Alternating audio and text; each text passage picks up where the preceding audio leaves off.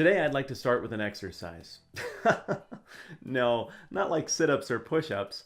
I mean a mental exercise. I want you to think of someone who lived before 500 AD who isn't in the Bible. Ready? Go. Time's up. Did you come up with Julius Caesar, Alexander the Great, or Socrates? Well, if you did come up with one of those three, then you're a lot like the three people I talked to in a scientific poll I conducted in preparation for this presentation. Obviously, everybody knows that those three guys existed and did a bunch of important stuff. But have you ever wondered how we actually know that? Well, the short answer is historians have gathered a whole bunch of evidence over the years, written manuscripts, artifacts, artwork, looked at the legacy of things that happened and figured out whether that made sense with the accounts of these guys that we have written down, and said basically there's a preponderance of evidence that states these guys existed and they did the following things. But if what you want is singular primary source original stuff, smoking gun stuff written at the exact time that they were doing things, we don't have much. So real quick, here are our classical sources on Julius Caesar. Number one, a contemporary named Cicero wrote letters that talked about Caesar. Number two, a guy named Plutarch wrote some stuff about Caesar in 100 AD, roughly 150 years after he lived. Third, there was a guy named Suetonius who wrote it about the same time, and Caesar came up in what he had to say as well. Fourth, fifth, sixth, a guy named Appian, Dio Cassius, and Nicholas of Damascus all wrote about Caesar, again in that 200 to 300 year range after he lived.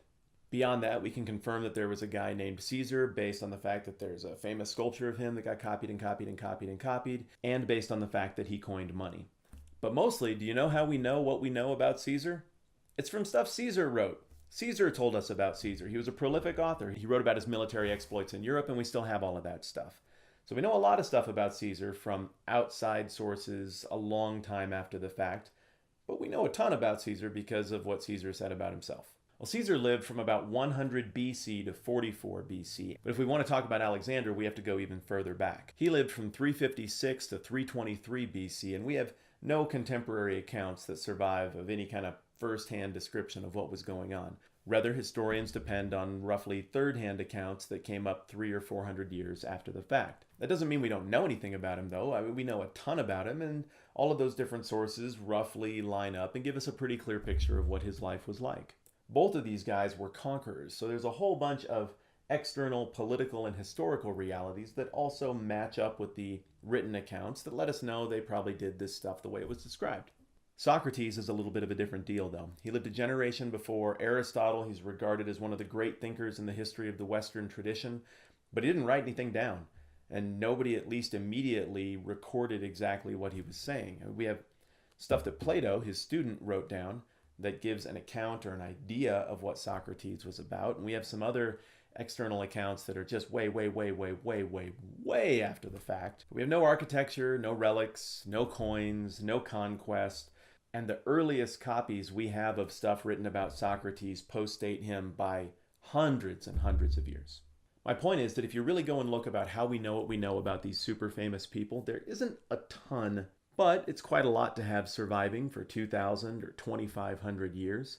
And it all lines up with each other and with logic, so we take it for what it is. But what about Jesus in the early church? I mean, if some guy showed up, taught all the stuff that he taught, made the social waves that he made, performed public signs and wonders all over the place that everybody saw, then got executed by the state, then 3 days later came back from the dead, then showed up in front of a whole bunch of people and had meals with them and hung out with them until he eventually ascended into the sky, witnessed by people who were in agreement that that happened. And then a little bit after that, the Holy Spirit shows up, and all of a sudden Jesus' followers can speak languages they don't speak, and then they start healing people, and dead people are coming back to life, and this church goes from a group of about 120 people to a group of thousands and thousands and thousands of people that eventually becomes such a big deal that Rome decides it needs to try to suppress this movement, and eventually they realize they can't suppress the movement, and people in leadership come to participate in the movement, and at that point Christianity becomes the dominant, even official religion of the Roman state. That's a really big shift in history. You would think that if all that stuff happened, there'd be some kind of documentation. Recently in my travels on the internets, I've come across some remarks or comments or articles that try to argue that there was no external corroboration of the events described in the New Testament. And that's just not accurate. It's not like an opinion question where One could see it this way and one could see it that way, any more than whether or not there was a Julius Caesar is an opinion question that one could see this way and one could see that way. We're talking about something that was documented and cross-referenced, and unlike Julius Caesar, who was the conqueror and had control over the information and would have been interested in suppressing information that made him look bad, the church had no power. Jesus had no political power. And yet still, this movement was so significant, even from a position of relative social and political weakness, that these accounts still cropped up in the first century and managed to survive for the 2,000 years that have elapsed since. What I want to do today is take a look at that evidence and give you kind of an introduction to what some of that stuff is, where to find it, and how to read it. I've sat through a history class or two, so I know how easy it is to nod off and start to get incredibly bored by that type of content right off the bat. I'm telling you, this stuff is pretty interesting, and I hope you'll give it a look with me. But to help you better appreciate how big a deal it is that any sources continue to exist that confirm Jesus and the early church, I first want to talk about some of the challenges that you have to overcome when we try to look for this kind of source material. First, whether you're talking about Jesus, the church, or anything else, virtually no original material still exists from this point in history. You can get the impression watching shows like Indiana Jones that there are these huge temples just sitting around out there that nobody really noticed, or these giant treasure troves that it just never crossed anyone's mind to explore, that are filled with all of the secret history of the classical world and mankind in general. Maybe somewhere there's somebody sitting on such a trove, but probably not just in an undiscovered, pristine archaeological sense. So not a lot of sources and evidence exists from this era in history because it's all kind of been used up or grabbed along the way. But second, because stuff breaks. Think about stuff that you still have from your childhood. How's it holding up? Not great, I bet. Think about some heirlooms that you maybe still have from your grandparents' childhood. I bet that's really dinged up. Now think about the oldest book that you own. Even that is starting to look really ratty and is falling apart, I'll bet. Now imagine that that book were to age another, say, 1900 years. What kind of condition do you think it would be in? Stuff breaks. Paper falls apart. This is the nature of things. So if you have a surviving copy of a manuscript from the first century, it's a pretty safe bet that there were hundreds more where that came from that didn't survive the trip through time. Another reason that it's difficult to find external corroboration from the Bible that dates back to the first few centuries AD is that early Christians would have felt like that was already done. Well, we've got 4 accounts of Jesus and they all line up. That's pretty good. They're all in circulation. We've got this one mega document of Acts that describes the early church. We've got these letters floating around that the apostles wrote. Those all account for the same stuff. They did history in a way that made sense for how people did history at their time. What they did checked out as legit history in their immediate context. So again, the early church would have felt like they had done a magnificent job of documenting what happened. Okay, you've been very patient with all of the theoretical stuff. Let's get on to some specifics. What I'm going to look at now are excerpts from authors from the first century around the time of Christ who mentioned stuff about Jesus and the early church. I think you'll find this fascinating. Okay, number 1, a guy named Tacitus. He was an historian who wrote around 100 AD. Here's something he had to say. Consequently, to get rid of the report, Nero fastened the guilt and inflicted the most exquisite tortures on a class hated for their abominations, called Christians by the populace. Christus, from whom the name had its origin, suffered the extreme penalty during the reign of Tiberius at the hands of one of our procurators, Pontius Pilate, and a most mischievous superstition, thus checked for the moment, again broke out not only in Judea, the first source of the evil, but even in Rome, where all things hideous and shameful from every part of the world find their center and become popular. With each of these accounts that I'm going to read to you, I'm going to point out what things we can glean about the story of Jesus in the early church. In this, we see that Jesus was executed, that happened during the reign of Tiberius. We see that Christianity found its origins in Judea, and that it was significant enough to be pushed back upon during the reign of Nero, which was in the 60s AD. Number 2, a guy named Lucian, a mid-1st century Greek author, said this: "The Christians, you know, worship a man to this day, the distinguished personage who introduced their novel rites and was crucified on that account. You see, these misguided creatures start with the general conviction that they are immortal for all time, which explains the contempt of death and voluntary self-devotion which are so common among them. And then it was impressed on them by their original lawgiver that they're all brothers. From the moment that they are converted and deny the gods of Greece and worship the crucified sage and live after his laws. All this they take quite on faith, with the result that they despise all worldly goods alike, regarding them merely as common property." Okay, there's a ton there that sounds a whole lot like what we're seeing in Luke and Acts. Christians worship Jesus as God, They believe in eternal life. They're brave in the face of persecution. They count themselves as brothers and sisters. They only worship one God. Jesus was crucified, and they held their property in common, apparently meeting the needs of the poor. Those are 7 details that provide, in and of themselves, a pretty solid framework for what this whole story is about. But there's a lot more. A third author, Suetonius, who I mentioned earlier, wrote around 100 AD. He was a biographer of Claudius. He was a Roman, and it's a brief mention, but he says this: "As the Jews were making constant disturbances at the instigation of Chrestus, Claudius expelled them from Rome." Presumably this Chrestus is Christ, but it certainly matches up with the timeline and indicates a brief Claudian persecution because he misunderstood the relationship between Christianity and the Jews. Fourth, a guy named Thallus. Thallus apparently wrote in the mid-1st century, but we don't have any actual copies of his manuscripts. Instead, we can figure out that he wrote a book because a whole bunch of other people quote him in their works that do still exist. Thallus was interested in the natural world and observed a strange phenomenon that he recorded. Here's a quote of Thallus from the 1st century AD. "On the whole world there pressed a most fearful darkness, and the rocks were rent by an earthquake, and many places in Judea and other districts were thrown down. This darkness Thallus, in the 3rd book of his history, calls, as appears to me without reason, an eclipse of the sun." So later authors recorded this guy having said, there was a weird earthquake and an unpredicted eclipse that shouldn't have happened at the time that it happened. Obviously, all of this stuff lines up with the account of the crucifixion and some of the natural phenomena that occurred at that moment. But wait, there's more. Number 5, a guy named Pliny. Sometimes you'll hear it said Pliny. I don't know, whichever. Say whatever you want. The guy who I'm going to call Pliny was a representative of the emperor who worked in modern-day Turkey. And one of his tasks was to get to the bottom of what the deal was with this Christian religion and to execute a persecution that was to be carried out against them.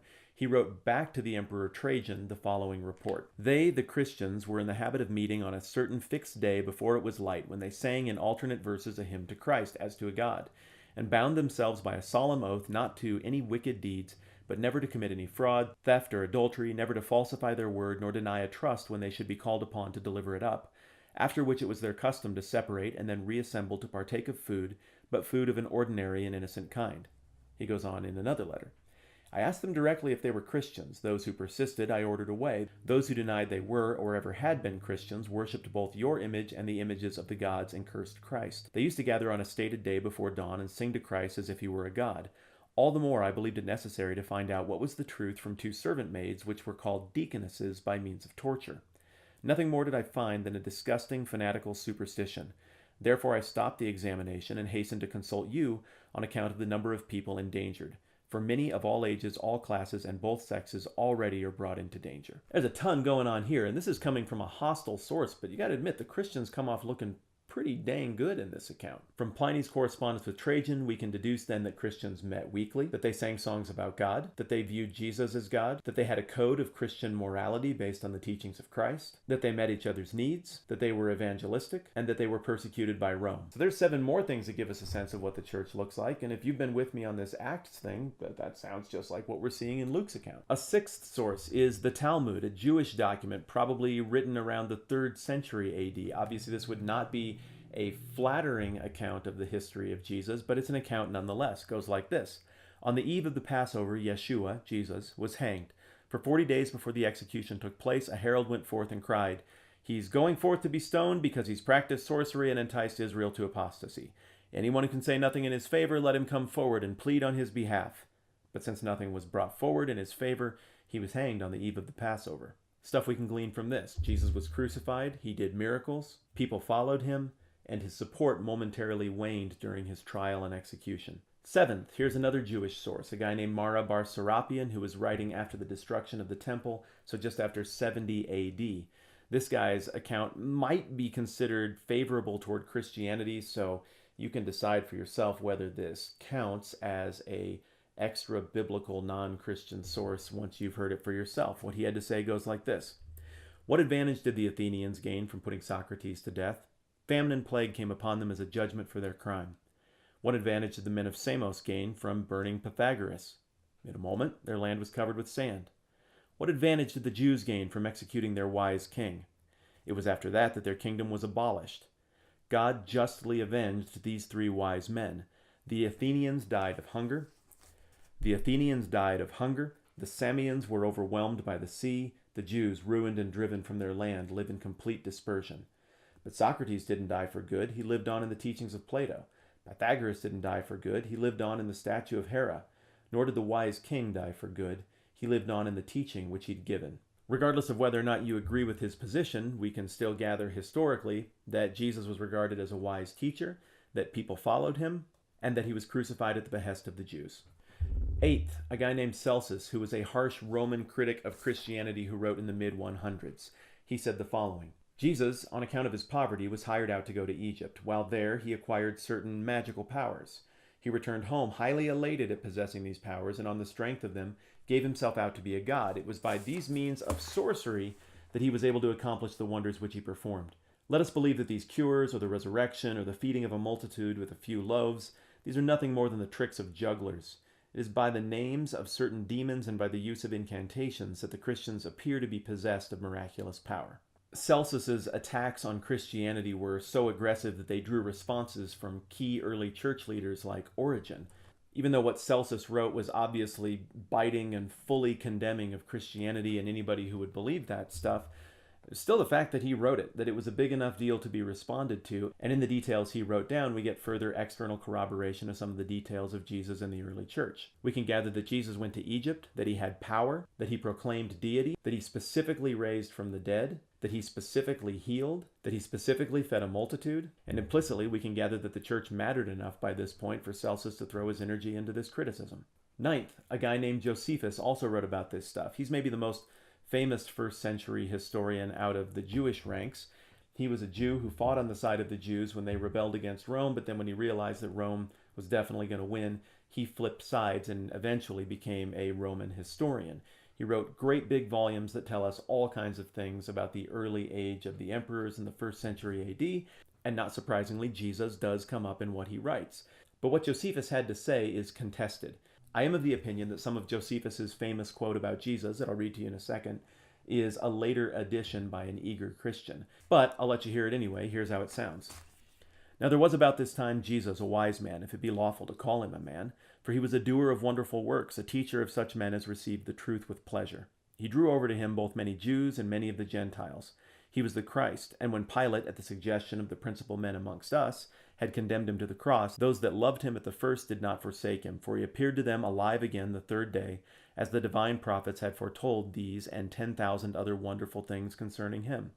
And the tribe of Christians, so named from him, are not extinct to this day. It doesn't make sense to me that Josephus, who never converted to Christianity as best as we can tell, would have written in such favorable and even theologically accurate terms about the nature of Jesus in a history that was meant to be read by Romans. Additionally, the earliest manuscripts of Josephus don't include this stuff. It only shows up later on. But that doesn't mean the thing is a hoax or not useful to us. So let's just say that that was a later edition and take the version Josephus most likely wrote without any of those additions and see if it's useful on its own merit. Listen to this. About this time there lived Jesus, a wise man, for he was one who wrought surprising feats and was a teacher of such people as accepted the truth gladly. He won over many Jews and many of the Greeks. When Pilate, upon hearing him accused by men of the highest standing among us, had condemned him to be crucified, those who had in the first place come to love him did not give up their affection for him, and the tribe of Christians, so called after him, has still to this day not disappeared. See, that's still pretty solid. There's a ton there for us to glean. Now, Josephus goes on and he also talks about John the Baptist and the trial and I think execution of James, brother of Jesus, later on. But for the sake of time, we'll skip over those. If we agree only to accept the less Christian version of Josephus's account, we still get a whole bunch of things from this that provide external corroboration, including Jesus lived, he was wise, he had followers, he did wonders. That following went beyond the Jews to the Gentiles or the Greeks. Pilate was in charge of his trial. He was crucified. The movement immediately persisted and still existed at the time that Josephus wrote this in the 80s or 90s AD. So for the time being, I've thrown out 9 highly compelling secular sources that fall within the first 100 years of the life of Christ.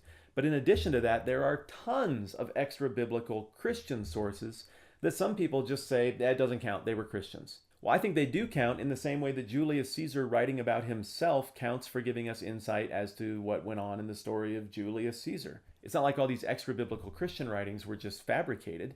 They indicate a pattern of belief that people all over the Mediterranean world, where they weren't calling each other on the phone or connecting on the internet, all these people all had the same take on what happened.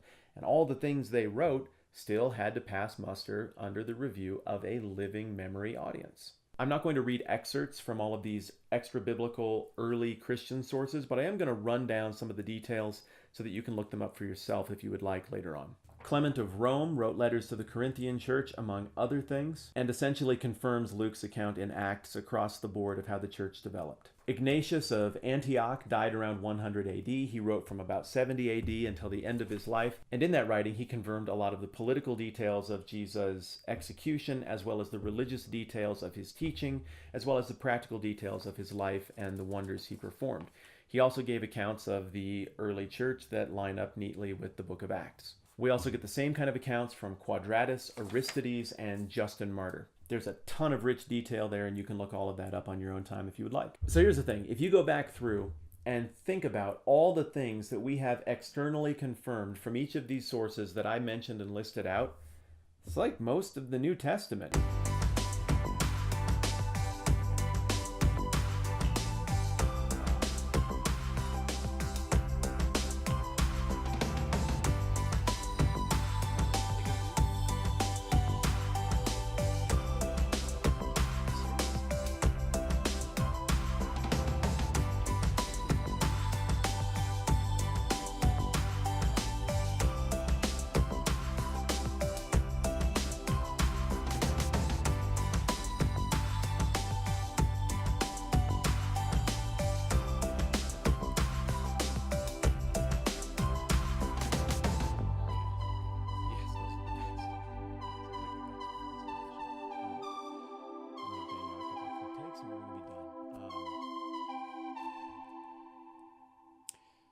It's really well covered outside the Bible. And it's far better coverage than most of the things we think we know about this same period in history that don't have to do with Jesus and Christianity. Look, I'm not naive. I get what's going on here. It doesn't cost anybody anything. It doesn't affect anything. It doesn't weigh in on any political or social arguments of the day to think one thing or another thing about the people of Athens or Sparta or what was going on in Carthage in 150 BC. I mean, it's all interesting, but it just doesn't have bearing on today.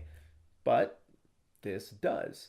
I think the harshest critics of the Bible really exaggerate the quality of their position and maybe even tiptoe close to intellectual dishonesty when they say things like, there's no proof Jesus ever existed, or, well, the things in the Bible are only written down in the Bible and there's no external corroboration. It just ain't true. I just gave you 9 of them. You can look them up for yourselves. And you can go through and nitpick and try to attack the quality of every one of these things. But I was pretty honest with you about those places where those critiques hold water, and where they don't, it's just historians who wrote things down. They weren't even trying to prop up the church. These external historians, if anything, were trying to criticize the church. Well, some might say, if this is also true, then why isn't there more archaeological evidence? What would there be archaeological evidence of? Jesus didn't build any buildings. He didn't mint any coins. He didn't lead any armies. There are no wars. There are no spear tips. There are no mass graves. There's a guy who taught ideas and did miraculous good things in front of people. The evidence is found in reason and in eyewitness accounts and those people who sourced those eyewitness accounts to write their own secondhand accounts, like most stuff in history. For those who would say, well, Jesus might have been real, but everything about the church was just because kind of a legend grew up around him and then people followed that legendary version of Jesus. But we're talking about a few weeks between the time Jesus was alive and the time that the church really got going. Legends don't develop that fast. Can you think of any corollary in modern times where huge groups of people suddenly imagine someone who's still alive or was just alive a couple of weeks ago to have been imbued with magical powers? I mean, nobody thinks that. Legends take forever to evolve. They take tellings of retellings of retellings of retellings over years, decades, generations, centuries. This just doesn't follow that recipe at all. The fact of the matter is, the accounts in the Bible, the historical accounts we looked at today outside the Bible, and the Christian accounts from outside the Bible all hold themselves out to be historical. That's the genre they're writing in. Nothing about it indicates that it's a prank or a hoax or that there was any power to be gained from having people accept the writings that they put down. All of that stuff that people think about the powerful church and the money and the armies, that is hundreds of years down the road. We're just not there yet at the point in history that we're looking at today. Look, what is irrefutable is that there is such a thing as Christianity and that there has been for 2,000 years. If Christianity has existed this long, it means we need to find a plausible explanation for where it came from. And since the origins of Christianity are not based in power or conquest, the most plausible explanation is the one that we actually have in front of us right now. It doesn't make sense to grasp at straws or try to pull things out of thin air to come up with something that makes more sense. This makes sense. Something miraculous happened. Sane, smart, capable people with brains like you and me, who are discerning like you and me, looked at it and said, I don't get it. It blows my mind, but I saw that with my eyes. All my buddies saw that thing too, and then we saw more stuff, and it adds up. And they gave their lives and they gave their stuff in dedication to that belief. That's the simplest, most logical explanation for what we see happening here. The simple reality is that all of these corroborating sources and the Bible line up neatly with what we see in history. All the locations that we see in the Bible line up neatly with archaeology and the geography from Roman times that we still have in front of us. All the places are in relation to all the other places as they should be and as they still are. The names line up, the dates line up.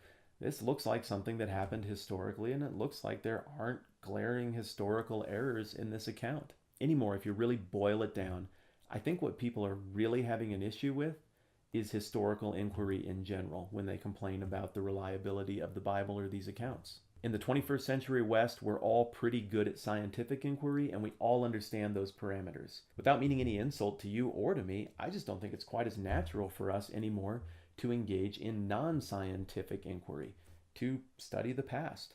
I think that we've kind of started to believe that everything that happened before right this moment is just totally a matter of opinion and interpretation. People lazily repeat things like history was written by the winners, when the fact is we have a whole lot of history that was written by the losers, like these people. They were not the winners at this point in history and wouldn't be for hundreds of years, long after their deaths. Historical research and inquiry is hard. It's a practice that we're not into. But if we take a few minutes like this to look at it together, we see that belief in the account regarding Jesus is not crazy. It's rooted in history, and there's a valid reason to think this. Now, last thought. I completely get that somebody could look at this same information, could read these same passages, and think to themselves, it sounds like people thought that's what was going on, but I don't believe it myself. Cool. Agree to disagree. This is the internet. I don't need to convince you. You don't need to think what I think. I don't need to think what you think. No hard feelings. I understand that like many people throughout history, not everyone today is going to buy it. Okay. But for me, it's very compelling, and it's not compelling without good reason. That Jesus existed, that huge multitudes saw Jesus do things that they were absolutely convinced were miraculous, that Jesus got crossways with the state, was tried, and was executed by Pontius Pilate, and that a widespread faith in him that transcended both Jews and Gentiles occurred immediately after his death are irrefutable historical facts as we define historical facts. Only people on the most radical fringe would try to argue that there was no Jesus and no early church. I know this was a very weird episode of the 10-Minute Bible Hour. We'll be back to the book of Acts next time around. It just seemed like a good idea to me to pause 4 chapters in with all of these fantastic accounts of amazing things that happened, and just stop and maybe kind of address the question, how do we know any of this is real? Hopefully it was useful. Hopefully you had some fun. Hopefully you stayed awake for the whole thing. Like I said, back to 10-Minute Bible Hour-iness next time around. I'm Matt Whitman. This has been like the 10-Minute Bible Hour, and we'll get going again in a week. Catch you soon.